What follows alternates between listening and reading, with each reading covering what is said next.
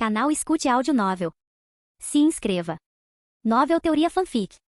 Fanfic Game of Thrones, O Filho do Caos. Parte 9. Capítulo 47. Vossa Graça nos chamou. Axel se vira para encarar Nymeria e Obara acende com um sorriso enquanto elas saem para o pátio. Ele vê como as duas enrijecem ao verem os outros dois indivíduos esperando ao lado dele. Sem dúvida, nenhuma delas se importa muito com a presença de Brienne de Tarth. Mas ambas as serpentes da areia reagem de forma bastante negativa ao verem que o membro da guarda real que o acompanha atualmente é ninguém menos que Sor Sandor Clegane. Mesmo depois de meses como cavaleiro de sua guarda real, o cão ainda não parece muito confortável em sua capa branca e armadura brilhante. Na verdade, a única vez que o jovem rei diria que Sandor parece feliz ou contente é nos momentos em que eles estão treinando e o homem está alcançando seus limites, aprimorando sua habilidade com a lâmina contra a parede imóvel que Axel Baratheon. Mas Axel havia avisado o homem. Ele deu a Sandor tempo suficiente para deixar Porto Real, ou pelo menos a Fortaleza Vermelha, e evitar ser jurado ao seu serviço. No final, Sandor permaneceu por muito tempo e Axel fez um de seus guardas reais, preenchendo aquela última vaga vazia no processo. É claro que havia aqueles atualmente hospedados na Fortaleza Vermelha que tinham um problema com isso, dado o nome da casa de Sandor. Duas delas estavam agora paradas no pátio em frente a ele. Nenhuma das pessoas de Dorne tentou fazer algo impróprio com o cão ainda, mas mesmo assim, sim, é bom que estejam aqui. Agora que estão, podemos finalmente começar. Obara estreita os olhos, enquanto Nymeria, a mais astuta das duas, continua a sorrir, falando por ambas. Receio não entender. Começar o quê, Vossa Graça? Em vez de responder com palavras, ele o faz com ações, caminhando até o suporte próximo. Puxando o coração de pedra ainda embainhada de sua lateral, Axel a coloca de lado e pega uma espada de aço cega. Então, ele se vira para encarar os 4 indivíduos parados no pátio de frente para ele. Um teste, por assim dizer. Vocês 4 são alguns dos melhores combates que tive nos últimos meses. E, no entanto, eu me encontro não desafiado mesmo contra todos vocês. Há alguma irritação e carranca com isso, embora nenhum deles possa contradizê-lo. Axel apenas sorri abertamente, fingindo que não pretendia insultar. Era bom ter uma reputação um tanto afável. As pessoas tendiam a subestimá-lo por ele ter vindo de um passado bastardo. Então eu pensei comigo mesmo, como retificar a situação? E então percebi. É claro, eu farei com que os 4 me ataquem juntos. Um cavaleiro da guarda real, uma mulher que bem pode ser uma cavaleira, uma lutadora de lança de médio alcance e uma atiradora de facas de longo alcance. Vocês 4 se complementam perfeitamente e são, portanto, o melhor grupo para tal tarefa. Axel está, é claro, mentindo descaradamente. Embora Sandor fosse provavelmente um dos melhores combates com os quais ele podia contar atualmente, e Brienne não fosse tão ruim assim, a verdade era que nem Obara nem Nymeria eram tão boas quanto pensavam. E na verdade, se ele estivesse tentando formar um grupo dos guerreiros mais capazes atualmente em Porto Real, ele provavelmente teria convidado Asha também. Ele só tinha que esperar que ela não descobrisse tudo isso e se sentisse desprezada. Mas dado o que ele realmente pretendia com tudo isso, a presença dela só complicaria as coisas. Nymeria Sand não era uma guerreira para começar, para ser justo. Ela era excelente com suas lâminas escondidas, não me interpretem mal. No entanto, com uma figura esbelta e magra e pouca musculatura, ela tinha que depender de manter distância de seus oponentes. Eles só treinaram um punhado de vezes em comparação com ele e Obara, mas cada vez Nymeria não conseguiu tocá-lo com um único arremesso de faca. Isso é algo que Axel sabia que a irritava sem parar, mesmo que ela fizesse um bom trabalho em esconder. Obara Sand, por outro lado, essa sim era uma guerreira. Ou pelo menos, ela se considerava uma guerreira. Ela preferia lança e chicote em vez de espada, o que fazia sentido, visto que ela era mulher e, portanto, fisicamente mais fraca do que a maioria dos homens. E vendo como ela não tinha altura ou alcance de Brienne para compensar essa simples verdade, ela tinha que improvisar. E no entanto, apesar de se considerar uma guerreira, Axel acreditava plenamente que qualquer homem em sua guarda real, exceto talvez Trant, poderia facilmente igualá-la ou superá-la em batalha, desde que não houvesse veneno envolvido. Ela realmente não era tão boa quanto pensava, embora seu orgulho não lhe permitisse aceitar esse fato. Então, por que Axel estava fazendo isso? Simples na verdade. Já fazia várias semanas desde que ele começou a se deitar com Sansa Stark e Arianne Martell, junto com suas assistentes, Margaery e Tiene. Sansa ainda insistia em manter sua virgindade intacta, algo com o qual Axel não tinha problemas porque eles faziam praticamente todo o resto juntos e Margaery estava sempre lá para compensar a folga. Enquanto isso, Arianne insistia em tentar desafiar sua resistência em todas as chances que podia. Geralmente isso resultava em ela e Tiene precisando de dias para se recuperar depois, porque Axel inquestionavelmente as exauria e as deixava o mais doloridas possível. Infelizmente, embora estivessem se divertindo muito mais juntos, isso, no entanto, provocou ainda mais um espírito competitivo entre as duas mulheres que Axel estava considerando para a posição de rainha. E não havia muito que ele pudesse fazer sobre essa competição, nem muito que ele quisesse fazer, considerando que ele gostava do quão competitivas ambas estavam sendo. Mas embora ele não pudesse consertar essa bagunça, ele definitivamente poderia fazer algo sobre a corrente subterrânea de ódio sendo direcionada a um de seus guardas reais apenas porque o homem compartilhava um nome com um monstro. Por isso, Axel elaborou um plano soberbo que envolvia fazer com que a mais turbulenta das 3 serpentes da areia em Porto Real finalmente deixasse Sandor em paz. Ele pode ver imediatamente que todos os 4 compram sua bobagem sobre serem os melhores combates que ele já teve, de corpo e alma. Obara em particular parece satisfeita enquanto infla o peito. No entanto, isso não a impede de lançar um olhar furioso para Sandor, seus olhos se estreitando com ódio pelo cão. Nymeria é um pouco mais diplomática. Você deseja que todos nós lutemos juntos, Vossa Graça? Não tenho total certeza de que essa seja a melhor ideia. Obara e eu podemos ter prática em lutar lado a lado, mas não temos experiência com estes dois. Axel apenas sorri e levanta sua espada cega. Às vezes era bom ter uma reputação como um rei um tanto obstinado. Tentem, ou sintam-se à vontade para admitir a derrota se quiserem. O resultado será honestamente o mesmo de qualquer maneira, mas o respeito que sinto por cada um de vocês certamente mudará dependendo de suas decisões. Isso atinge todos eles, Axel nota. Ele sorri enquanto a animosidade deles uns pelos outros rapidamente se volta para ele, exatamente como pretendido. Obara e Nymeria podem odiar Clegane pelas ações de seu irmão, mas isso é um tipo de ódio distante, de segunda mão. No entanto, a irritação delas por terem sido derrotadas em todos os treinos que tiveram com Axel, isso é muito mais pessoal. Muito mais recente também. Em pouco tempo, ele está enfrentando os 4 com suas armas em punho. Eles ficam separados uns dos outros, com apenas Nymeria e Obara realmente próximas uma da outra. Nymeria fica atrás de Obara, enquanto Obara empunha escudo e lança apostos. Por um momento, tudo está parado. E então, os 3 da frente se lançam para a frente. Brienne e Sandor pelo menos melhoraram em lutar lado a lado contra ele ao longo dos meses desde que ele começou a treinar com eles. Obara, por sua vez, simplesmente pega o lado dele em que eles não estão, sua lança tentando sondar suas defesas enquanto eles começam a atormentá-lo. E finalmente Nymeria está nas laterais, suas lâminas escondidas saltando em suas mãos enquanto ela estreita os olhos e espera por uma abertura. Axel dá a ela algumas, é claro, apenas para derrubar suas lâminas no ar ou desviar delas sem esforço. Na verdade, ele lida com todos os 4 de forma bastante fácil,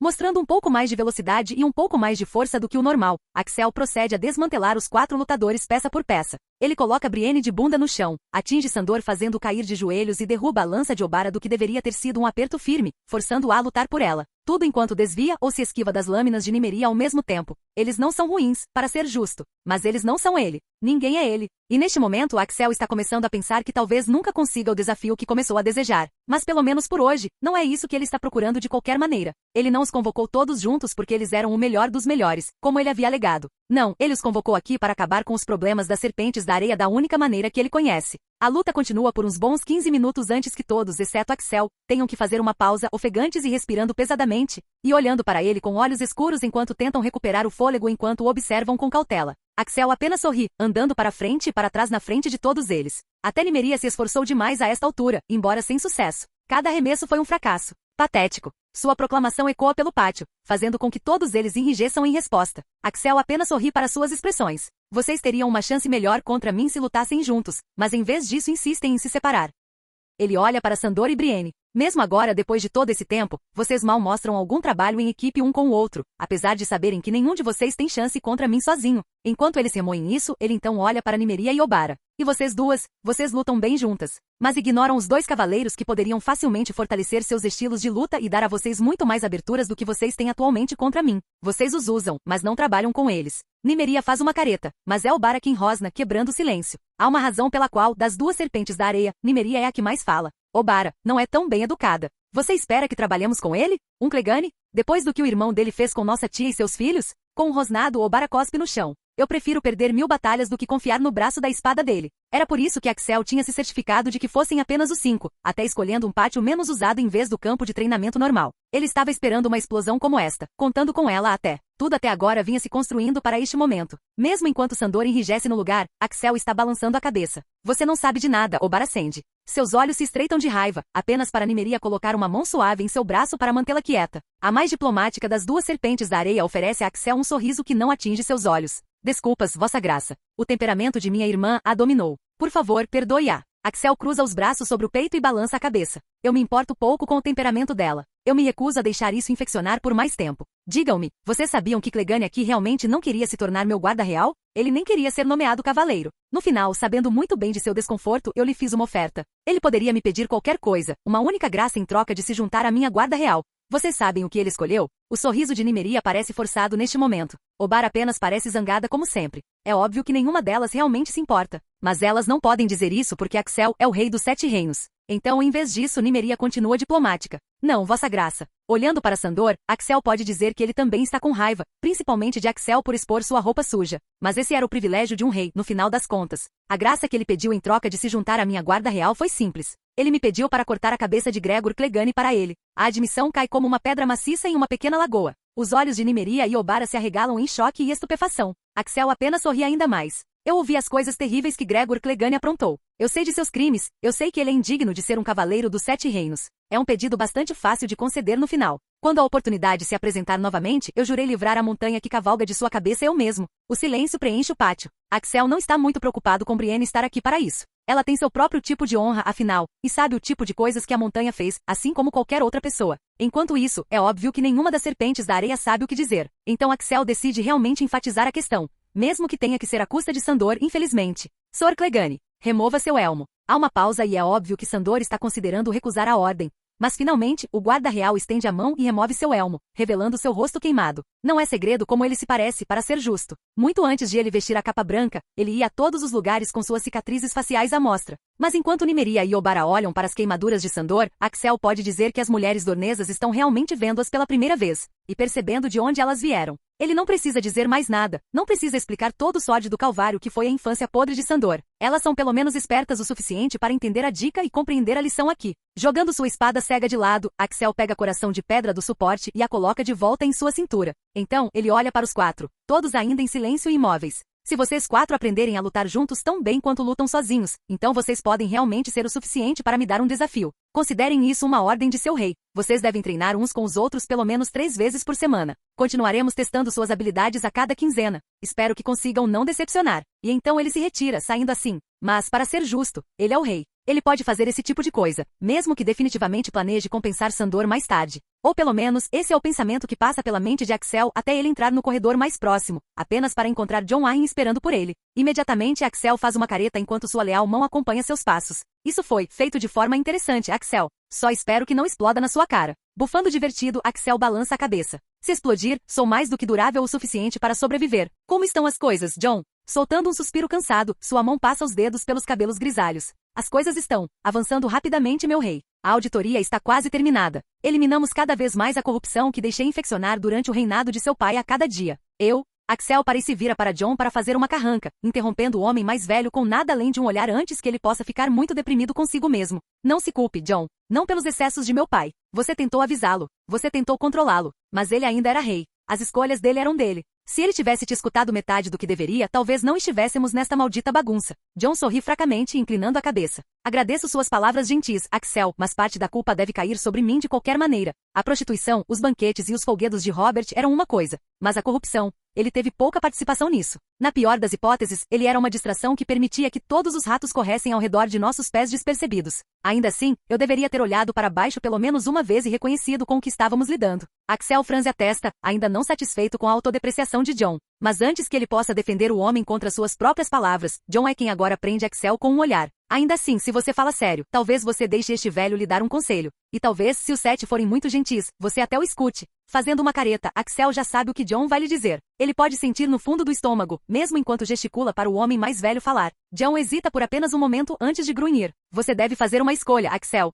Você deve se casar com uma das 2 mulheres que têm sido quase cortejadas por você há meses. Os rumores tanto na Fortaleza Vermelha quanto em Porto Real abundam. Não demorará muito para que cheguem ao resto dos 7 reinos também, se é que já não chegaram. Você precisa de uma rainha. Você precisa de filhos de seus lombos. Você precisa escolher. É a última coisa que Axel quer ouvir. Mas talvez seja por isso que ele precisa ouvir. Franzindo a testa, Axel abaixa a cabeça por um momento, antes de finalmente assentir. Você está certo, Jon. Eu tenho estado indeciso por tempo suficiente. Lady Stark e Princesa Martell deixaram claro que querem ser minha rainha. Tudo o que resta é eu escolher uma, mas recusei por medo de ferir a outra. E no entanto, ao fazer isso, estou ferindo ambas de certa forma, não estou? E estou ferindo o reino também. A mão de Jon desce sobre o ombro de Axel, dando-lhe um aperto solene. Bem dito, Axel. Bem dito. Parece que você já sabe o que deve fazer. Axel assente, tendo que engolir o nó na garganta brevemente antes de soltar um suspiro trêmulo. Sim. Convoque uma reunião do pequeno conselho logo pela manhã. Anunciarei minha decisão lá primeiro e depois irei falar com as 2 mulheres. Sua mão inclina a cabeça. Entendido. Não teremos presença completa, imagino. Santanis está atualmente fora em Ponta Tempestade continuando a colocar sua casa em ordem e Davos partiu para uma inspeção em Pedra do Dragão ainda ontem. Mas todos os outros estarão lá, eu farei questão disso. Grunhindo, Axel apenas assente novamente. Muito bem. Eu verei então. Enquanto Jon se afasta, Axel o observa ir por um momento antes de se virar e seguir na direção oposta. Ele não vai a nenhuma de suas possíveis noivas. Ele não vai a ninguém, na verdade. Em vez disso, ele busca a solidão. Por quê? Porque embora ele tenha acabado de dizer a Jon que escolheria uma rainha amanhã, ele honestamente ainda não tem ideia de com quem vai se casar. Capítulo 48. Onde diabos estão Petyr e Pycelle? Ambos estão atrasados. A irritação de Lord Arryn não recebe resposta dos outros 3 homens nas câmaras do pequeno conselho. O rei se senta em silêncio à cabeceira da mesa, parecendo incomumente sombrio e taciturno. Varys, por sua vez, simplesmente sorri placidamente com as mãos cruzadas nos braços de suas vestes. E claro, Sor Aerys Oakar, Lorde Comandante da Guarda Real, permanece em silêncio e apostos perto da porta, como sempre. É reconhecidamente uma aparição bastante lamentável para o pequeno conselho hoje. Lord Santanis está em ponta tempestade, ainda colocando suas novas terras em ordem, como tem estado intermitentemente há meses. Enquanto isso, Lord Davos está em uma viagem à Pedra do Dragão. Isso deixa apenas Lord Baelys, Grande Mestre Pycelle, Lord Arryn, Lord Comandante Oakar e o próprio Varys. E o rei também, é claro, de quem Varys tem boas informações de que anunciará sua escolha para a rainha nesta bela manhã. É óbvio, pelo olhar sombrio no rosto de Axel Baratheon, que ele não dormiu muito bem. E honestamente, Varys não tem certeza se o jovem rei tomou uma decisão mesmo agora, especialmente com o que o eunuco sabe sobre as atividades extracurriculares de Axel. Varys frequentemente se sente grato por não ter esse tipo de impulso. Ser controlado pelo próprio impulso. Bem, ele viu isso ser a ruína de muitos homens ao longo de sua vida. E Axel Baratheon, apesar de estar tentando ser o melhor rei que pode ser e já ter provado ser um rei melhor do que seus 2 antecessores, é apenas um homem no fim das contas. Ele pode não ter se entregado à prostituição como Robert, mas se as coisas que ele fazia com gente como Lady Stark e Lady Tyrell ou a princesa Arianne e Tiene Sand chegassem aos ouvidos errados,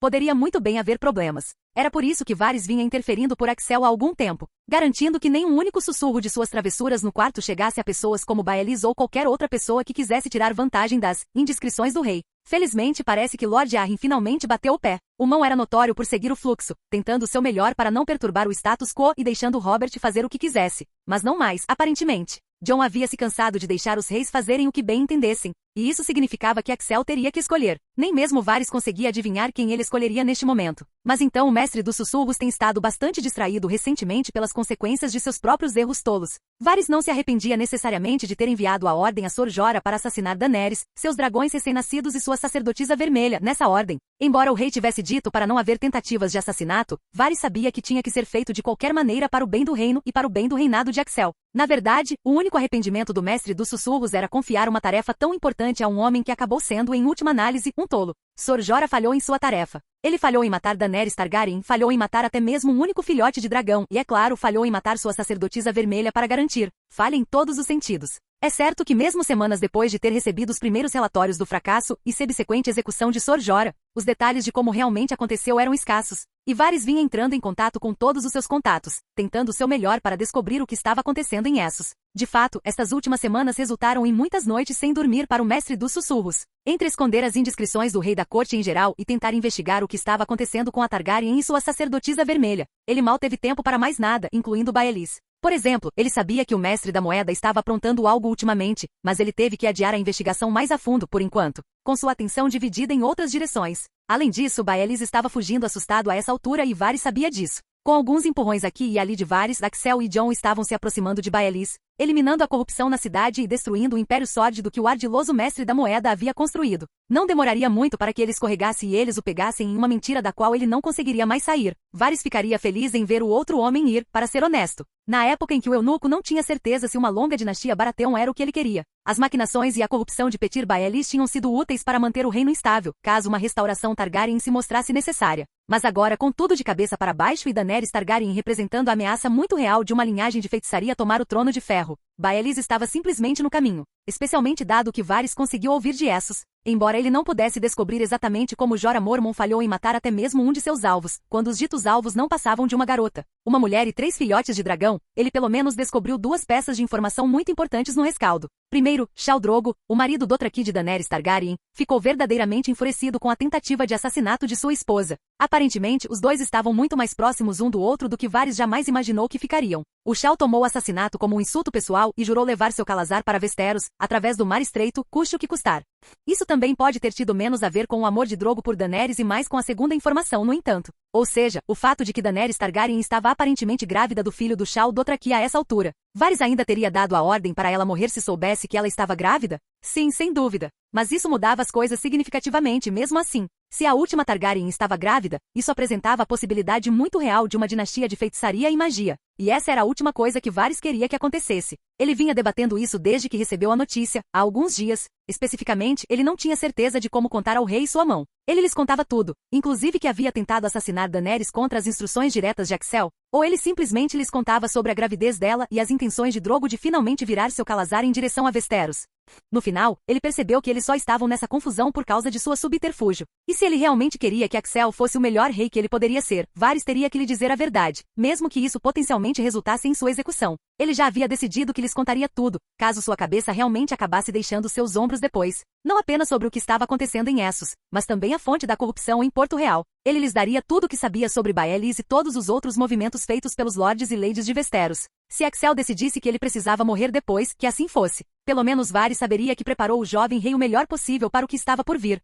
Mas primeiro, ele esperaria pela chegada de Lord Baelys e Grande Mestre Pycelle. Ele esperaria que o rei anunciasse sua rainha, e então ele falaria com Lord Arryn e o rei a só sobre tudo o que sabia. Embora, para ser honesto, se todos tivessem que esperar muito mais, ele poderia muito bem contar aos dois agora e acabar com isso. Eram apenas os três ali, afinal, e ainda assim nem Pycelle nem Petyr estavam em lugar nenhum. Era um pouco estranho, se ele estivesse sendo Cinci. Assim que o pensamento está passando pela cabeça de Varys, Pycelle finalmente chega. O grande mestre enfermo e decrépito entra na sala com os habituais pedidos de desculpas gaguejados em seus lábios. Meus sinceros pedidos de desculpas. Fui detido por um pouco mais de tempo do que o esperado. Mais do que um pouco descontente, Lord Arryn acena com a mão no ar em tom de desdém. É de pouca importância, grande mestre, já que o senhor nem é o último a chegar às câmaras do pequeno conselho desta vez. Onde está Petyr? Não é de todo comum ele estar tão atrasado. Eu poderia ter que enviar um mensageiro atrás dele. Está tudo bem. Vamos esperar um pouco mais primeiro. O rei quebra seu silêncio apenas para dizer essas palavras. Pelo olhar conflituoso no rosto de Axel, é óbvio para Varys que ele está feliz em deixar que qualquer coisa adie o propósito desta reunião por mais um pouco. Dada a maneira como Lord Arryn o encara por um longo momento, eles sem dúvida suspeitam mesmo. Sei que isso não é fácil, meu rei. Mas as decisões que o senhor tem que tomar muitas vezes serão difíceis. O senhor consegue fazer isso. Eu sei que consegue. E prolongar esta reunião também não tornará as coisas mais simples. Axel parece petulante por um momento antes de soltar um suspiro e acenar com a mão na direção de seu Lorde Comandante. Certo. Sor Aerys vai encontrar Petyr Baelys e traga-o para cá imediatamente. O Lorde Comandante da Guarda Real saúda e sai das câmaras do pequeno conselho em sua missão. Ao mesmo tempo, Pycelle grunhe, geme e arrasta-se pelo chão em direção à sua cadeira habitual, como sempre. Enquanto isso, Lord Arryn se inclina em direção a Axel, colocando a mão em seu braço e sussurrando baixinho para ele. É enquanto o Senhor do Vale está dando um discurso inspirador ao rei, no entanto, que os olhos de Varys são desviados para o lado, algo piscando à luz do sol que entra pelas janelas próximas. O mestre dos sussurros franze a testa em confusão, olhando um tanto perplexo por um longo momento antes que a compreensão comece a se cristalizar. É um fio fino, uma linha que é quase invisível a olho nu, pairando na altura do tornozelo. E a razão pela qual está se tornando visível é porque o grande mestre Pycelle parece estar perturbando o fio com seus movimentos, puxando-o enquanto caminha em direção ao seu assento. Na verdade, enquanto Varys olha por mais um tempo, ele percebe que o fio está disposto de tal forma que apenas Pycelle o interceptaria e perturbaria ao ir em direção ao seu assento. O fio parece enrolar-se em torno da cadeira de Pycelle em particular por um momento antes de desaparecer sob a mesa. Com os lábios curvados em uma carranca de consternação, Varys lentamente se inclina em sua cadeira. Os sons de Lord Arryn lutando para animar o rei e do grande mestre Pycelle suspirando enquanto se acomoda em sua cadeira desaparecem em nada mais do que ruído de fundo para ele enquanto esperam o Lorde Comandante retornar com o mestre da moeda desaparecido. Em vez disso, o foco de Varys está inteiramente em seguir o fio trêmulo e agitado com seus olhos até que ele esteja meio virado e olhando sob o comprimento da mesa do pequeno conselho, que é bastante grande. Lá, ele encontra a visão mais estranha, uma fileira de pequenos potes balançantes, pendurados em uma corda mais grossa que está conectada apenas ao fio mais fino e mais invisível. Enquanto eles balançam para frente e para trás, Varys tem que apertar e forçar os olhos para tentar distinguir algum tipo de identificação. Mas assim que ele vê bem, é inconfundível. Afinal, com quantos desses potes ele lidou há apenas meses após a morte do rei Robert e seus filhos? Talvez não pessoalmente. Mas o mestre do sussurro certamente já havia visto potes de fogo vivo o suficiente para ser capaz de reconhecer o símbolo da guilda dos alquimistas à vista. Seus olhos se arregalam e sua boca se abre, mas é tarde demais. Enquanto o grande mestre Pycelle toma seu assento, o fio invisível se rompe e isso desencadeia um efeito em cascata que faz com que todos os potes balançantes caiam da corda para se esmagarem no chão. Varys sempre foi rápido mentalmente, se não fisicamente. Ele, portanto, tem apenas tempo suficiente para perceber tardiamente que isso deve ter sido Baelys. Ele se deixou distrair, concentrando-se nos namoricos de Axel e em sua própria crise auto-infligida fermentando em Essos. Ele não manteve um olhar atento o suficiente sobre o intrigante mestre da moeda. Baelys deve ter decidido que eles estavam muito perto da verdade. Ele deve ter decidido cortar suas perdas e jogar o reino no caos, matando o rei e o resto do pequeno conselho ao mesmo tempo. Como ele esperava se safar disso, Varys não sabia. Nem ele teria a chance de descobrir. Para que um tolo imbecil e fanfarrão fosse sua morte, e por razões tão baixas e egoístas também. Varys se endireita em sua cadeira, olhando para o nada enquanto solta um suspiro rouco e 3 palavras finais. Que é absolutamente irritante. E então os potes de fogo vivo incendeiam e a visão de Varys se enche de chamas verdes enquanto a totalidade das câmaras do pequeno conselho explode violentamente. Capítulo 49. Porto Real está agora longe o suficiente para que Petir mal consiga vê-la no horizonte. De pé no convés do navio que o leva, a Lisa e o futuro Lorde do Ninho da Águia para a Vila Gaivota, ele olha mesmo assim, mantendo-a à vista o máximo possível. Ainda assim, se tudo correu como planeado, e ele tem certeza de que sim, deve estar feito a esta altura. É uma pena que ele ainda não terá confirmação por algum tempo. Petir, você acha que já aconteceu? Lisa aproxima-se dele e Petir olha em volta por um momento para se certificar de que não há ninguém por perto antes de lhe lançar um olhar severo e falar em tom baixo. Silêncio. Mantenha sua voz baixa, minha lady. Para seu crédito, Lisa parece apropriadamente envergonhada, também espiando furtivamente ao redor por um breve segundo. Claro, isso só a faz parecer ainda mais culpada, então Petir suspira e sorrateiramente pega numa das mãos dela. Isso tem o benefício de fazê-la focar imediatamente nele, com a exceção de todo o resto. Sim, já deve ter acontecido. Está feito. Mas lembre-se de que não podemos saber de nada até que seja a hora certa. É possível que ouçamos as notícias em Vila Gaivota, mas também é possível que não nos digam até chegarmos ao Ninho da Águia. Até então, devemos parecer alheios a qualquer tragédia que possa ter ocorrido em Porto Real. Lisa acena com a cabeça, com os olhos arregalados e dependendo de cada palavra de Petir como sempre. Ainda assim, você deveria voltar para baixo do convés. Esteja com o seu filho, certifique-se de que ele não está a ser muito exigente, certo? Isso atrai um certo olhar da mulher. Às vezes, Petir questiona se Lisa Arryn sequer ama o seu único filho. Ela teve tanta dificuldade em finalmente produzir um herdeiro para o seu marido, apenas para Robert Arryn, também conhecido como Robin ou Doce Robin. Se revelar um rapaz doentio e pequeno, quase sem valor. Agora, para ser justo, talvez ele melhorasse, mas não com quanto Lisa insistia em mimar e proteger o rapaz. Ela sufocava o jovem Robert, simples e direto. Mas então, Petir não ganharia nada em dizer-lhe que ela deveria parar, então ele nunca se preocupou em apontar o problema. Mesmo assim, apesar do seu óbvio amor pelo pirralho, havia momentos em que, ao ser mencionado seu filho, Lisa quase parecia odiá-lo, como se ela desprezasse a criança que tinha vindo do seu velho e decrépito Lorde marido.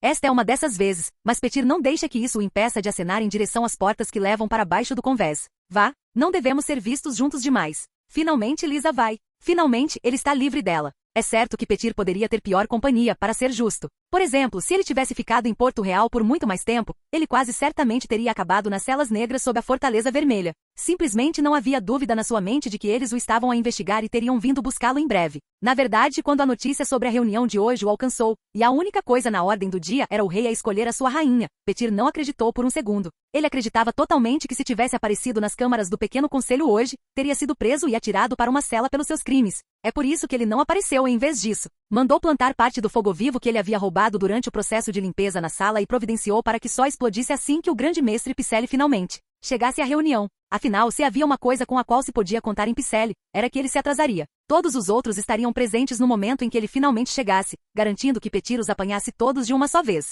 Bem, todos eles, exceto Santanis e Davos. Se ele pensasse que tinha mais tempo, se ele acreditasse que poderia esperar, então Petir poderia ter adiado até que os outros dois homens estivessem de volta à cidade também. Mas ele tinha tanta certeza de que eles viriam atrás dele hoje, ele tinha que agir. Então ele agiu. Ele era oficialmente um regicida com este ato. Axel Baratheon, Jon Arryn, Varys Aranha Picelli, e até mesmo Aerys Oakiar.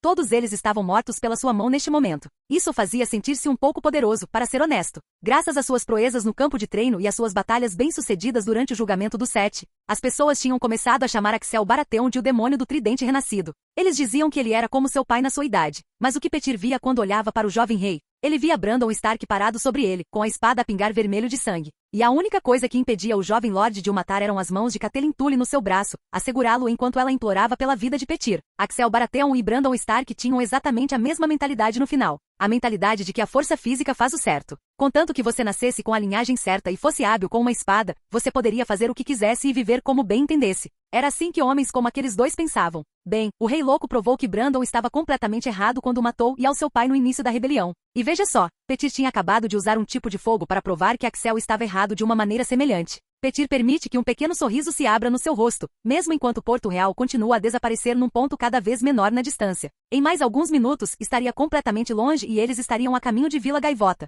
De Vila Gaivota, Petir e Lisa viajariam com o jovem Robert Arryn e o seu complemento de guardas da casa Arryn até o Ninho da Águia. Lá, assim que as notícias das mortes em Porto Real os alcançassem, Lisa assumiria o comando do vale como Lady Regente. Depois de mais algum tempo para que tudo o resto realmente começasse, ela nomearia Petir como regente do seu filho até que ele atingisse a maioridade. Se é que ele atingiria a maioridade. Enquanto isso, de volta a Porto Real, aqueles que sem dúvida investigariam o incidente encontrariam exatamente o que Petir pretendia que encontrassem. Eles encontrariam documentação detalhando Jon Arryn a libertar a sua esposa e herdeiro para a custódia de Petir e dando permissão a Petir para os escoltar de volta ao Ninho da Águia. um par de rascunhos semi-escritos no escritório de John e a carta final no de Petir. O referido documento ostentava o selo e a assinatura forjada de John, e sem o homem mais velho para refutá-lo, eles eram inabaláveis. Especialmente porque Lisa, é claro, apoiaria Petir até o fim. Além disso, os que sobraram em Porto Real seriam pegos de surpresa nos próximos dias, quando os nascidos do ferro declarassem guerra aos 7 reinos e começassem a saquear toda a costa oeste de Westeros sem reservas sob o seu novo Lorde Ceifeiro, Euron Greyjoy. Se tudo tivesse corrido de acordo com o plano dele, Euron teria matado Balon a esta altura e se declarado governante dos nascidos do ferro. Neste caso, teria sido natural que um encontro do rei ocorresse para decidir o próximo líder dos nascidos do ferro. Afinal, o herdeiro natural de Balon era um prisioneiro em Winterfell, e a sua única filha estava do outro lado de Westeros, presa em Porto Real. Mas Euron tinha concordado relutantemente por carta que simplesmente não havia tempo suficiente e alegou que poderia assumir o controle sem se incomodar com a antiga tradição dos nascidos do ferro. Havia um mundo onde os cães de caça poderiam não ter mordido os calcanhares de Petir tão rápido. Se Axel fosse um pouco menos focado em finanças, então talvez Petir e Euron tivessem tido todo o tempo do mundo para executar os seus planos originais.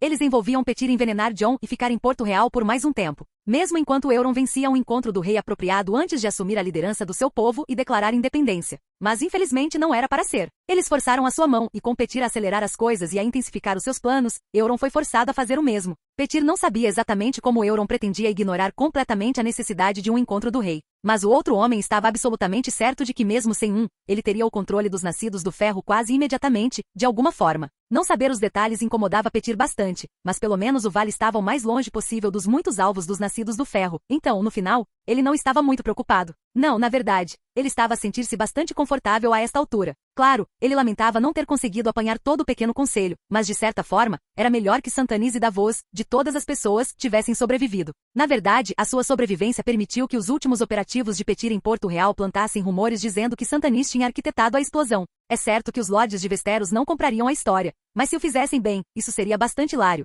Poderia atirar todo o reino à guerra novamente, assim que Euron estivesse a começar os seus ataques. Mas mesmo que não o fizesse, mesmo que Santanis conseguisse evitar ser acusado do crime de regicídio, o álibi de Petir permanecia à prova de balas e, honestamente, Santanis Baratheon se tornar rei dos 7 reinos também era muito bom para os propósitos de Petir. Claro, o homem provavelmente demitiria Petir como mestre da moeda assim que Lisa o nomeasse regente, mas isso estaria perfeitamente bem para ele, já que ele mais do que garantiu limpar a sua própria bagunça ao sair de Porto Real. Enquanto isso, a inflexibilidade moral de Santanis, a sua disposição geral e a sua completa falta de um pequeno conselho fariam-no pensar que tinha que aplicar a lei até nas menores indiscrições na sua nova corte. Sim, Santanis era muito um martelo, e tudo que ele sabia ser era um martelo, e algo que um martelo como ele não sabia era isto: quanto mais o martelo tenta martelar, mais todos os outros se esconderão. Mesmo os homens mais honrados têm vícios. Mesmo as mulheres mais puras têm necessidades. Nem todos podiam ser tão impassíveis e dedicados como Santanis Baratheon. E nem todos eram Davos Seavord, disposto a perder os dedos pelo simples ato de salvar uma guarnição faminta. Não, mesmo que Santanis conseguisse evitar as acusações de regicídio, ele ainda se encontraria a lidar com a rebelião de Euron Greyjoy, e sem quase o apoio que Robert teve durante a última rebelião dos Nascidos do Ferro. Mais do que isso, a sua inflexibilidade forçaria cada vez mais pessoas a recorrer a serviços ilícitos e isso era onde Petir Baelis prosperava. Era uma pena, na verdade. Nem era assim tão pessoal para Petir. Jon Arryn tinha sido bom para ele ao longo da sua vida, mas Petir Baelis tinha aprendido há muito tempo que ele não devia nada a ninguém além de si mesmo. Se Axel fosse mais parecido com seu pai e Jon tivesse continuado cego às atividades de Petir, então talvez nenhum dos dois tivesse tido que morrer tão cedo. Varys, no entanto. Pelo 7, Petir gostaria de ter visto a expressão no rosto da aranha quando o fogo vivo explodiu. Manter todo o esquema em segredo do mestre dos sussurros tinha consumido muitos dos recursos e da energia de Petir nas últimas semanas. Mesmo enquanto ele e Euron moviam as suas peças para o lugar e se preparavam para executar os seus planos, separados um do outro, mas também simultaneamente, ele estava a certificar-se de que Varys não descobrisse. Felizmente a aranha tinha estado distraída com outra coisa. O que era esse algo Petir não sabia direito, nem se importava. Afinal, não importava mais. O homem estava morto e os jogos que eles tinham jogado um com o outro estavam oficialmente terminados. Eles estavam todos mortos, enquanto Petir ainda vivia. Onde todos tinham caído, ele permaneceu de pé. Porque ao contrário de todos os outros, Petir entendia que a vida podia ser resumida a apenas oportunidades e custos. Mais do que isso, a vida era caos. Caos desestruturado, desorganizado e interminável. E o caos era uma escada. Petir entendia isso melhor do que a maioria porque ele tinha começado no fundo daquela escada. Aqueles que começaram no topo, eles nunca poderiam entender a escalada. Alguém como Axel Baratheon não podia começar a compreender o que Petir tinha passado. Isso não importava mais, no entanto. Axel Baratheon estava morto, queimado e crocante pelo fogo vivo. Petir teria apenas que tirar partido do caos que a sua morte deixou para trás. Fogo. Chamas verdes, seguidas por escuridão, seguidas por chamas verdes, seguidas por escuridão. Axel Baratheon queima, mas ele não morre. Ele queima, mas ainda respira. Cada inspiração e expiração é agonia, mas ele ainda vive. As chamas tornam-se toda a sua existência. Elas cobrem-no da cabeça aos pés, agarrando-se a ele e bebendo da sua carne, do seu sangue, do seu corpo de forma bastante gananciosa. Tudo que Axel conhece é a sensação de queimar, do fogo a morder a sua forma repetidamente, enquanto qualquer cura é desfeita por mais chamas. A última coisa de que ele se lembra antes do fogo é o rosto de John Arryn, o homem que o tinha mantido seguro no vale durante toda a sua infância. O homem que o tinha trazido para Porto Real, o tinha visto ser coroado como rei e o tinha orientado em todas as coisas que ele precisava saber. John estava a dizer algo sobre como ele sabia que Axel tomaria a decisão certa, como ele confiava nele. Ele estava a sorrir para Axel, estendendo a mão e segurando o seu ombro. E então as chamas vieram, ao mesmo tempo muito lentas e muito rápidas. Não havia nada que Axel pudesse fazer. Pego de surpresa como estava, ele não tinha conseguido reagir a tempo. Talvez se ele estivesse de frente para a fonte da explosão em vez de John, mas ele não estava. E no entanto, ele ainda teve que assistir. Ele teve que assistir enquanto o rosto de John queimava centímetro por centímetro. Axel viu como a coisa mais próxima que ele já teve de um pai se transformou num invólucro carbonizado e irreconhecível bem diante dos seus olhos. No que deve ter sido apenas um instante, mas acabou por parecer uma eternidade. Essa foi a última coisa que Axel viu antes que as chamas verdes preenchessem a sua visão e depois lhe tirassem essa visão. Escuridão e queima tornaram-se as suas únicas duas constantes.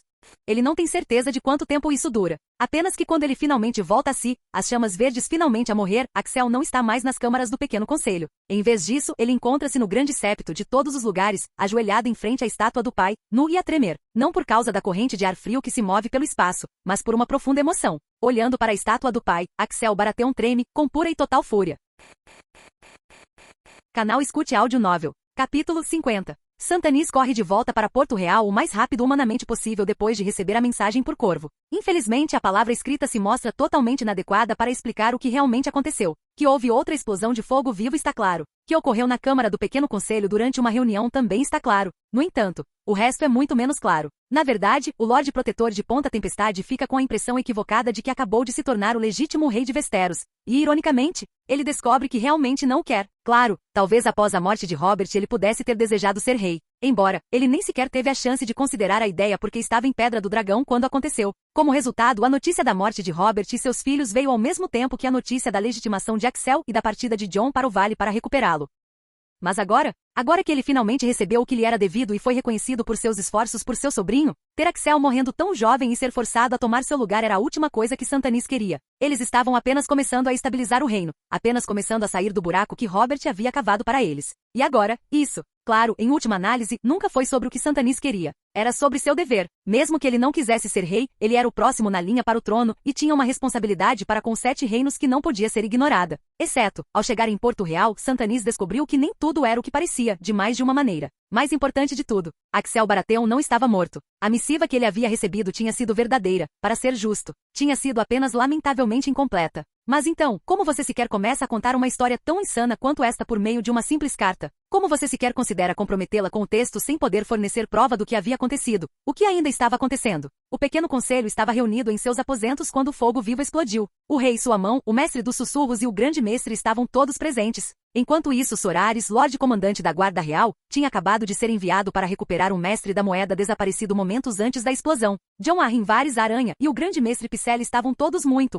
mortos. Isso era indiscutível, pois seus restos carbonizados foram identificados da carcaça queimada da Câmara do Pequeno Conselho assim que o fogo vivo finalmente se extinguiu dias depois. Axel Baratheon, porém, continuou respirando. Não apenas isso, ele continuou se movendo. Quando o primeiro dos servos da Fortaleza Vermelha chegou ao local, eles sabiamente mantiveram distância. Claro que sim. Afinal, qualquer um faria ao ver as horríveis chamas verdes lambendo a pedra que haviam ocupado tão completamente os pesadelos da cidade por meses. Mas mesmo enquanto os servos mantinham distância, eles relataram alguém saindo das chamas. Havia muitas testemunhas para chamá-las de loucas também, e Santanis tinha vindo ver a prova com seus próprios olhos neste momento também. O que mais tarde seria identificado como Axel Baratheon, primeiro de seu nome, rei dos Ândalos e dos primeiros homens, senhor dos 7 reinos e protetor do reino. Saiu da Câmara do Pequeno Conselho por seus próprios meios, queimando intensamente com chamas verdes suficientes para fazer os observadores menos corajosos correrem, deixando para trás apenas cinzas e pegadas tremeluzentes com chamas verdes. Axel Baratheon havia caminhado, e caminhado. Não havia como encobrir o que havia acontecido, não quando o rei em chamas saiu da Fortaleza Vermelha e entrou na cidade.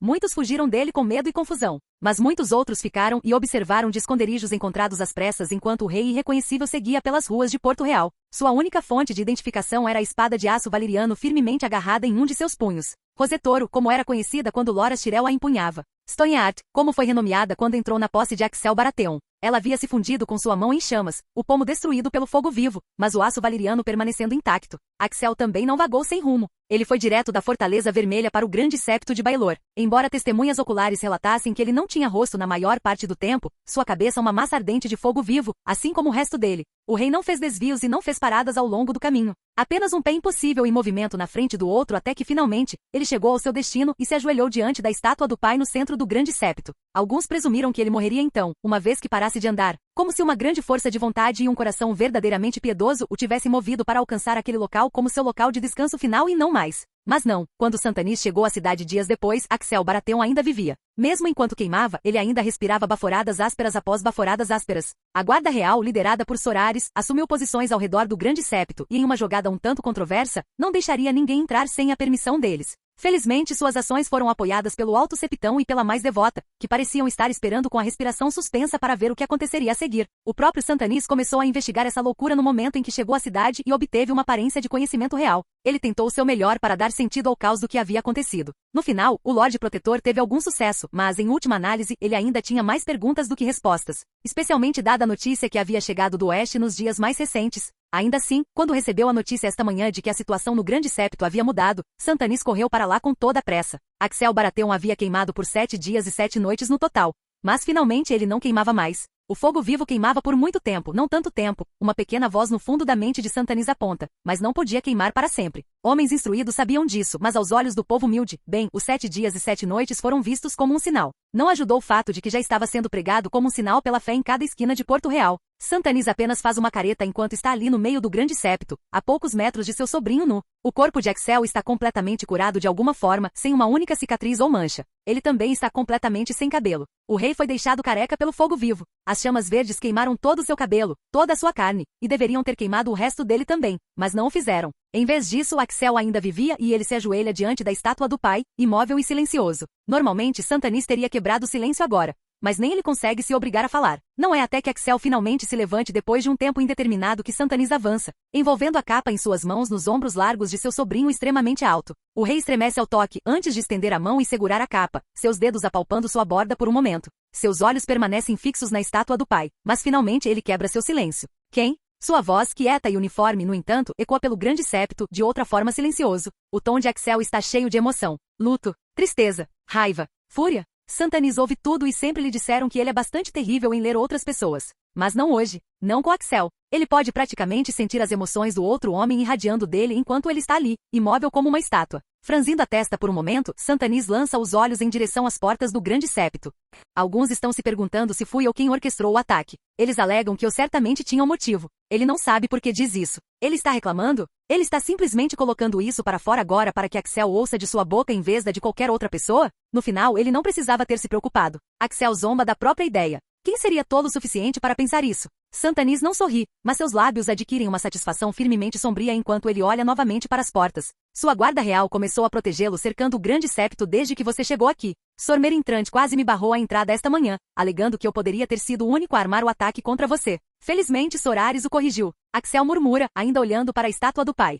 Como eu cheguei aqui da Fortaleza Vermelha, afinal? Franzindo a testa, Santanis olha para o chão, onde ainda agora as pegadas cinzentas de Axel podem ser vistas. As chamas de fogo vivo que ele deixou em seu rastro se extinguiram há dias, felizmente, mas o caminho que ele havia traçado desde a Fortaleza Vermelha até o Grande Septo, no entanto, permanece intocado. Há alguns entre a fé que estão até chamando os locais onde seus pés caíram de evidência de solo sagrado. Se depender deles, eles terão nomeado a rota de Axel pela cidade até o final da semana. Algo como o caminho do rei abençoado ou o que for, Santanis imagina. Você não se lembra? Você andou, vossa graça. Você andou todo o caminho até aqui por seus próprios meios. Novamente, Axel fica em silêncio por um tempo. E no entanto, sua própria presença parece preencher o espaço ao redor deles, enviando um arrepio pela espinha de Santanis. Quando ele finalmente fala, ele muda de assunto. Sor Trand é um idiota. Fico feliz em saber que Sorares sobreviveu. Suponho que ele teve sorte de o termos enviado para buscar Baelis antes que o fogo vivo explodisse. A tensão nos ombros de Santanis relaxa apenas um pouquinho enquanto Axel confirma o álibi de Sorares. É certo que Santanis estava um pouco desconfiado da história do Lorde Comandante, mas ao mesmo tempo ele teve ampla oportunidade de tentar terminar o trabalho nestes últimos 7 dias. No final, o Lorde Protetor podia admitir que ele não tinha realmente acreditado que Ares tinha algo a ver com isso. Mais preocupante é o tom monótono em que o rei começou a falar. Santanis quase preferia quando Axel estava mais emocional, porque agora parece que sua raiva esfriou completamente. Endireitando-se, Santanis trabalha sua mandíbula por um momento, antes de finalmente falar. Não posso dizer com certeza quem fez isso ainda, mas tenho minhas suspeitas. Petir Baelis não estava apenas ausente da Câmara do Pequeno Conselho quando o fogo vivo explodiu, ele estava ausente da cidade por completo. Ele havia deixado Porto Real junto com Lisa e Robert Arryn mais de uma hora antes de a reunião ser agendada para acontecer. Axel não fala. Ele não se move. Na verdade, ele fica absolutamente parado com essas palavras. O quê? Santanis faz uma careta, sentindo outro arrepio gelado percorrer sua espinha. Ele não se considera um homem fraco. Ele não se considera covarde. E, no entanto, estar na presença de Axel agora não se parece com nada que ele já experimentou. Talvez seja por ter visto o jovem rei enquanto ele ainda estava queimando, ajoelhado ali ao pé da estátua do pai. Mas não importa. Santanis se contém e se concentra. No decorrer de minha investigação, encontrei documentação tanto na Torre da Mão quanto no escritório do Mestre da Moeda detalhando uma viagem por mar que Baelis supostamente tinha aprovação para fazer. De acordo com os documentos que foram carimbados com o selo de Lord Arryn e assinados com sua assinatura, Petir Baelis deveria escoltar a esposa e o filho do senhor do Ninho da Águia de volta ao vale antes de retornar a Porto Real. Fazendo uma pausa para respirar, Santanis balança a cabeça. Através do testemunho de Sorares, tenho minhas suspeitas sobre a veracidade desses documentos, Vossa Graça. Espero que você possa confirmá-las para mim. O Mestre da Moeda não tinha permissão sua ou de Lord Arryn para partir de Porto Real, tinha? A pergunta paira no ar sem resposta por um longo momento antes que Axel finalmente balance a cabeça. Não, ele não tinha. John teria me dito. Ele não mencionou isso. Ele não entendia por que Petir estava atrasado para a reunião mais do que o resto de nós. Santanis grunhe e curva a cabeça. Esse era o homem deles, então. No mínimo, parecia que ele sabia do ataque e planejou escapar sem contar a ninguém. Então suspeito que possamos ter nosso culpado, mas há mais, Vossa Graça. O que é? O tom de Axel é áspero, seco. Mas Santanis não pode exatamente culpar o homem mais jovem. Tudo isso é um pouco demais, mesmo para Santanis. Principalmente porque ele está trocando palavras com um homem que deveria estar morto. Não me entenda mal, ele está feliz que Axel ainda viva. Mas era antinatural mesmo assim. Euron Greyjoy quebrou seu exílio das Ilhas de Ferro. Rumores abundam sobre a ordem exata dos eventos, se Balon Greyjoy morreu antes de Euron se revelar ou se Euron o matou primeiro. Mas não parece importar qual seja. Os Nascidos do Ferro se uniram por trás dele e ele se declarou rei. Navios Nascidos do Ferro começaram a pilhar a costa oeste do continente. Algumas das pessoas com quem Santanis havia falado, como Davos Seavort, ficaram confusas com o comportamento dos Nascidos do Ferro. Até mesmo Asha Greyjoy, filha de Balon Greyjoy, estava supostamente indignada porque os Nascidos do Ferro não haviam pelo menos seguido suas antigas tradições e convocado um Kingsmoot. Supostamente suas ações não faziam sentido nem mesmo dentro do contexto de sua própria honra retorcida e vil. Pessoalmente, Santanis não pensava muito nos Nascidos do Ferro. Não o surpreendeu nem um pouco que não se pudesse confiar nos selvagens para manter suas próprias tradições. O que quer que Euron Greyjoy tenha feito para fazer os Nascidos do Ferro seguirem, apesar de sua infame reputação e da falta de um Kingsmoot, realmente não importava. Importava? Aconteceu. Agora eles tinham que lidar com isso. Claro, Axel apenas fica ali em silêncio, olhando mais para a estátua do pai. Com as mãos fechadas em punhos ao lado do corpo, o rei treme de raiva e luto juntos. Santanis segura a língua. Ele quer perguntar, é claro, a pergunta que está quase certamente na mente de todos. Como o rei sobreviveu? O fogo vivo não foi diluído ou algo assim. Matou Jon Arryn, Varys e Pycelle instantaneamente. E então queimou sobre o corpo de Axel por uma semana inteira antes de finalmente se extinguir. Então, como diabos Axel Baratheon sobreviveu? Como ele ainda vivia? Foi verdadeiramente o Sete como a mais devota e o Alto Septão já estavam pregando? Eles abençoaram Axel Baratheon e o mantiveram vivo contra todas as probabilidades? Santanis nunca foi muito religioso, é certo. Ele prestava homenagem ao Sete porque era a coisa certa a fazer, mas nunca deu muita importância aos deuses, nem aos antigos nem aos novos. E no entanto, aqui estava um milagre bem diante de seus olhos. Axel Baratheon se ajoelhou e queimou no centro do grande septo por 7 dias e 7 noites, e então ele se levantou completamente curado, sua carne imaculada e sem mácula. Se isso não era vontade divina, então o que mais poderia ser? Capítulo 51. Lady Sansa. Minhas desculpas pela perturbação, mas você se importaria muito se eu me sentasse por um tempo? O olhar que a loba dirige na direção de Arianne é naturalmente gélido, mesmo enquanto ela permanece ajoelhada no meio do bosque sagrado da Fortaleza Vermelha. No entanto, ela não parece muito surpresa com a chegada de Arianne. Talvez ela até esperasse que isso acontecesse eventualmente. Eu não a considerava alguém que se importasse muito com os deuses antigos, princesa. Os lábios de Arianne se curvam em um meio sorriso enquanto ela oferece um encolher de ombros desamparado, olhando ao redor da clareira antes de se concentrar na árvore coração para a qual Sansa estava orando. Tempos desesperados e tudo mais. Se você quiser que eu vá embora, eu irei. O silêncio cai e por um momento ela pensa que a ruiva pode realmente aceitar sua oferta e mandá-la embora. Mas então os olhos de Sansa passam por ela, notando o fato de que Arianne está sozinha. São apenas as duas na clareira da árvore coração. Vejo que você veio sozinha. Finalmente, após outra longa pausa, a loba sente. Muito bem. Você pode ficar. Ariane sorriu um pouco mais abertamente com isso, antes de se sentar em um banco próximo. Sansa não a repreende por isso. Ambas sabem porque Ariane está realmente aqui e não é para rezar para os antigos deuses da natureza de Sansa. Ainda assim, por respeito, ela espera até que Sansa finalmente se levante da frente da árvore coração, se ponha de pé, e se sente no banco em frente a ela. Mesmo assim, a mulher do norte não diz uma palavra, forçando Ariane a quebrar o silêncio entre elas. Você já ouviu? Ambas sabem quem é ele, é claro. Sansa sente lentamente seus olhos encarando Ariane com cautela, mas também com calma. Eu vi. Trocamos algumas palavras depois que ele finalmente voltou para a Fortaleza Vermelha. E você? Ariane assente de volta, murmurando enquanto se move de um lado para o outro por um momento. Sim, notei que o cabelo dele já começou a crescer novamente. E ele também tem barba por fazer no rosto.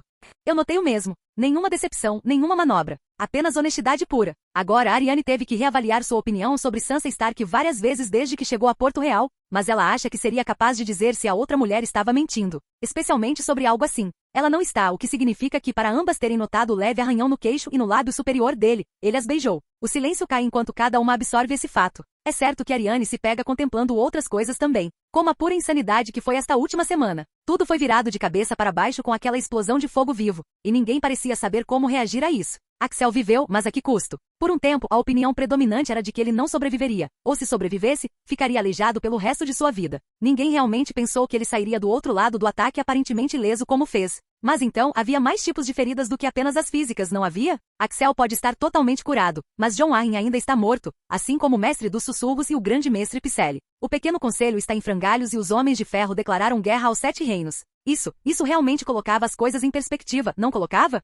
Você ouviu enquanto ele ainda estava queimando? Sansa se enrijece com essa pergunta. Então ela balança a cabeça lentamente. Não, eu nem tentei. Eu vi as pegadas por onde ele andou. Isso foi o suficiente para mim. Uma admissão de fraqueza, alguns poderiam dizer. Mas olhando para ela, Ariane não achava que Lady Sansa fosse fraca de forma alguma. Não, ela seria uma tola em tratar sua competição como alguma donzela fraca e preocupada. Ainda assim, uma boa concessão merece outra. Eu tentei. Pela primeira vez, Ariane pode dizer que surpreende Sansa um pouco. Os olhos da outra mulher se arregalam um pouco enquanto ela olha para Ariane em choque. Sorrindo um tanto pesarosamente, a princesa Dorneza encolhe um ombro. Tentei entrar no grande septo de Baelor, mas a guarda real e os mantos de ouro me rejeitaram. Oh, e como isso foi irritante. Não que Ariane os tenha deixado realmente impedi-la. Ela enviou Tiene em seguida. Sua ia leal e confidente próxima era perfeitamente adequada para se disfarçar de septã. E vendo como septões e septãs eram os únicos ainda autorizados a ir e vir do grande septo durante o que agora estavam chamando de a queima dos 7, Tiene conseguiu se esgueirar e pôr os olhos no rei enquanto ele ainda estava, em chamas. Ariane lutava para imaginar como teria sido mesmo agora, para ser sincera. Tiene não foi de muita ajuda nesse quesito, embora a maneira como sua amiga reagiu ao que viu tenha sido muito esclarecedora por si só. Apesar de toda a sua fachada piedosa e inocente, Tiene não era na verdade a mais religiosa das pessoas. De longe não. E no entanto, quando Tiene voltou do grande septo para se reportar a Ariane, a princesa viu isso nos olhos de sua ia. Choque, pavor, fé. O que Tiene viu foi aparentemente o suficiente para fazer a serpente de areia acreditar plenamente que os 7 eram reais. Mais do que isso, ela agora professava a crença de que os 7 estavam trabalhando no mundo material diretamente através da forma de Axel Baratheon, primeiro de seu nome. Ariane não tinha certeza no que ela acreditava, mas ela definitivamente não era tola o suficiente para discordar de Tiene. As palavras fervorosas da outra mulher foram mais do que um pouco perturbadoras, para ser sincera, mas então, foi exatamente como ela disse a Sansa. Estes eram tempos estranhos e difíceis, não eram? Desesperados, essa era a palavra que ela usará há poucos minutos. E tempos desesperados exigiam medidas desesperadas. Lady Sansa, eu vim aqui hoje porque esperava pedir uma trégua, e talvez alcançar um nível maior de entendimento entre nós. Ela pega Sansa de surpresa novamente com isso. Os olhos da outra mulher se estreitam e por um momento ela estuda Ariane como se não acreditasse totalmente nela. O que é justo. Mas finalmente, Sansa solta um suspiro tremido e repete as palavras da princesa Dorneza com um tom gélido. Uma trégua. Assentindo, Ariane suspira. Sim, uma trégua. Agora não é hora de estarmos tentando marcar pontos uma contra a outra. E eu duvido muito que o rei vá fazer uma escolha de qualquer maneira nos próximos dias. Não com tudo o que tem acontecido. É uma pena, na verdade. Porque Ariane tinha uma informação confiável de que a mesma reunião do pequeno conselho onde a explosão de fogo vivo ocorreu seria aquela em que Axel teria anunciado sua potencial rainha. Mas tudo isso caiu por terra agora, e é certo por um bom motivo. No final, ela decide que é melhor ser honesta com sua rival. Neste ponto, a competição inteira delas parece mesquinha. A questão é, eu não posso voltar para Dorne. Mesmo que Axel escolha você em vez de mim quando tudo isso acabar, acho que prefiro fugir para Essos e viver no exílio do que retornar à Lança Solar. Diante do olhar chocado e incrédulo de Sansa, Ariane sorri e encolhe os ombros. Meu pai, ele sempre me odiou por algum motivo. Eu não sei porquê, mas sei que independentemente de o rei se casar comigo ou não, nunca me será permitido governar Dorne. Meu irmão mais novo herdará o assento de meu pai, não importa o que aconteça comigo aqui. Respirando fundo, Ariane continua, olhando para as mãos. Se eu retornar a Dorne, tudo o que tenho a esperar é uma gaiola dourada. Meu pai continuará a me oferecer homens velhos e decrépitos como futuros maridos, sabendo muito bem que eu não os aceitarei. Serei honesta, Lady Stark. Eu estava presa em lança solar, como um rato em uma gaiola. Porto Real tem sido o lugar mais livre que já me senti em toda a minha vida. Na verdade, eu preferiria me juntar a Lady Tyrell como a mascote sua e do rei do que retornar à minha terra natal. Sansa se enrijece em resposta a essa última parte, fazendo Arianne sorrir ironicamente. Sim, ela sabia sobre Margaery Tyrell, mas, para ser justa, ela tem certeza de que Sansa também sabe sobre Tyene. Ambas têm seus ativos no final, não tem? Por um longo momento, Sansa fica em silêncio, ponderando as palavras de Arianne. Finalmente a ruiva sente. Uma trégua então. Não vou mentir e fingir que a vida que me espera no norte é remotamente parecida com o que você acabou de descrever que a espera em Dorne. Mas não vou mentir. Eu preferiria ficar em Porto Real como amante do rei do que voltar para casa, mesmo que ele escolha você como sua rainha. Eu não. Não tenho certeza se posso mais viver sem ele. Esta última semana foi. Sansa para de falar, parecendo uma estranha mistura de magoada e frustrada consigo mesma. Sem realmente pensar nisso, Arianne se inclina e pega uma das mãos de Sansa na sua, assustando a loba e fazendo-a olhar para ela em choque. Sorrindo suavemente, Arianne aperta a mão de Sansa. Axel nos ama. Eu realmente acredito nisso. Então, no final, esqueça ser rivais. Eu preferiria muito mais ter você como minha amiga do que minha inimiga, Lady Stark. Eu sinto mesmo, Princesa Martell. Fora do bosque sagrado, Margaery arranca, braços cruzados sobre o peito enquanto ela semicerra os olhos para uma serenamente sorridente Tyene Sand. Ela deveria ter trazido Brienne com ela, aparentemente, mas para ser justa, ela não esperava encontrar a Ia da Princesa de Dorne a caminho de Versansa. Nem ela antecipou ser impedida de entrar em um dos locais mais abertos de toda a Fortaleza Vermelha. Você não tem o direito de me impedir de entrar no bosque sagrado. Você está certa, minha lady. Tudo o que posso fazer é pedir que espere mais um pouco. A princesa e a Lady Stark quase certamente terminarão a conversa em breve. Sim, e esse era o problema. Sobre o que elas estavam falando, Margaery precisava saber. Ela precisava entender onde estava. Antes que o fogo vivo aniquilasse metade do pequeno conselho e quase matasse o rei, ela estava até certo ponto confortável como a segunda de Sansa Stark como sua Aia. Claro, as coisas haviam sido viradas contra ela pela outra mulher de forma bastante implacável, e ela se viu completa e totalmente submissa à Lady do Norte. Mas não foi uma experiência desagradável. E contanto que Sansa desejasse manter sua virgindade intacta, Margaery tinha o papel de intermediária para Axel e ela. Ela conseguia experimentar mais daquela espada que o rei ostentava. Mas agora, Margaery nem sabia por onde começar. Alguns homens muito importantes estavam mortos. Axel deveria ter morrido, mas estavam dizendo que os sete o salvaram, e francamente, Margaery acreditava nisso. E agora a princesa de Dorne e sua Ia estavam jogando jogos para manter Margaery e Sansa separadas. Claro, Tyene tecnicamente não tinha autoridade para manter Margaery fora do bosque sagrado, mas Margaery não era tola. Tyene Sand pode parecer inocente e frágil como vidro, mas Margaery não confiava nisso. Ela viu as outras serpentes de areia em ação e suspeitava que todas as três que estavam em Porto Real eram tão perigosas quanto a outra, cada uma à sua maneira. Tecnicamente, ela poderia ter simplesmente passado por Tyene neste momento, mas ela não sabia o que a outra mulher faria se ela tentasse. Ela não tinha certeza do que Tyene Sand era capaz. Esse medo e incerteza a mantiveram enraizada no lugar pelos últimos minutos, enquanto a vadia a encarava em quase silêncio. Você não deveria ter medo de mim, sabia? Tirada de seus pensamentos, Margaery olha para ver Tyene ainda sorrindo serenamente para ela. Corando, a Lady de Jardim de Cima bufa. Eu não estou com medo de você. Sim, você está. Mas está tudo bem. O rei abençoado gosta da sua companhia. E você também sabe o seu lugar. Contanto que você não tente se elevar acima de sua posição, você não tem nada a temer de mim. Eu juro pelos sete que são que nenhum mal lhe acontecerá contanto que você continue a ter o favor do rei abençoado. Um arrepio percorre a espinha de Margaery. Vadia assustadora. Acha Greyjoy rende os dentes enquanto está na varanda, do lado de fora de seus aposentos de convidada na Fortaleza Vermelha. Suas mãos agarram o parapeito com tanta força que os ossos se roçam. Nada disso fazia o menor sentido. Nem a merda do fogo vivo, nem Axel ter sobrevivido a ele. Isso foi estranho, claro. Mas Asha realmente não se importava muito, exceto por estar grata por Axel ainda viver. Não importava que ele devesse ter morrido, ele não tinha morrido e isso era tudo o que importava. Mas como diabos Euron Greyjoy havia obtido o controle das Ilhas de Ferro sem sequer um sussurro de uma assembleia de homens livres? Já era ruim o suficiente que seu tio bastardo aparentemente tivesse passado direto por ela e matado seu pai. Asha não acreditava nos rumores de Euron só aparecer depois que Balon teve um acidente por nem um segundo, caramba. Mesmo assim, a morte de Balon deveria ter desencadeado uma assembleia de homens livres, por mais que fosse uma tradição antiga. Seu único filho vivo era Theon Greyjoy e Asha sabia que seu irmão nunca herdaria a cadeira de pedra do mar se seu povo tivesse algo a dizer sobre isso. Isso a deixava apenas com ela, mas é claro que ela estava do outro lado do mundo e era uma mulher, para completar. O que realmente deixava apenas os irmãos de Balon, dos quais 3 permaneciam. O mais jovem de seus tios, Aeron Greyjoy, era um sacerdote do deus afogado que atendia pelo nome de Cabelo Molhado. Ele não estava realmente na disputa. Mas seu outro tio, Victarion Greyjoy, definitivamente deveria ter estado, mesmo que fosse um pouco idiota. E Victarion era a própria razão pela qual Euron foi exilado das Ilhas de Ferro em primeiro lugar. Exceto que, em vez de haver uma assembleia de homens livres e alguma discussão sobre se deveria ser Victarion ou Euron a herdar a cadeira de Pedra do Mar e o título de Senhor Ceifador de Pique, Euron simplesmente a tomou, e aparentemente o fez sem qualquer derramamento de sangue também, salvo pelo de seu pai, de qualquer maneira.